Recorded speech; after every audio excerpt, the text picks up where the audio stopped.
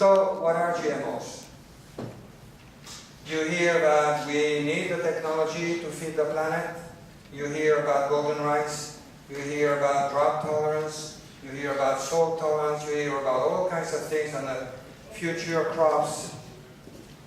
And me, I call all these distractions.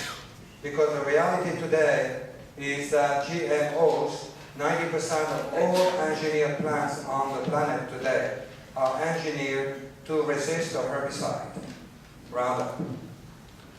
90% of all engineered plants are about selling a chemical. That's reality.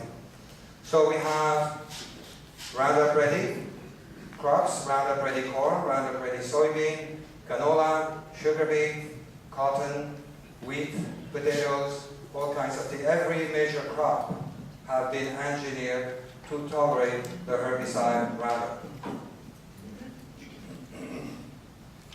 There is another trait, which is a very small minority of all the plants engineered. It's called BT. HT stands for herbicide tolerance. And BT stands for Bacillus thuringiensis. It's the name of a bacteria that was discovered in Japan about 100 years ago. The Japanese silkworm industry was dying, and it is a German microbiologist who, among other microbiologists, who came to look and found the bacteria infecting the caterpillars that make the silk, and he solved the problem, saved the industry, and the bacteria was forgotten after that. It's only sometime after World War II, in the 60s and 70s, that suddenly somebody remembered the bacteria, and it kills insects. And we have insect pests in agriculture and in forestry. So we could use this bacteria. This bacteria is a very common bacteria. It's all over the landscape. It kills insects because it makes a protein, a crystal protein, that is absolutely deadly to caterpillars and other insects, beetles, etc., etc.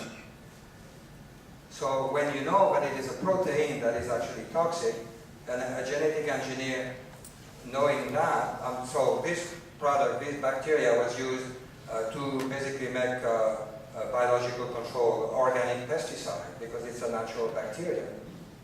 But in the 80s and 90s, genetic engineer isolated the gene that makes the proteins and transferred it into the plant. And the plant becomes a pesticide because every cell of the plant is now making the protein.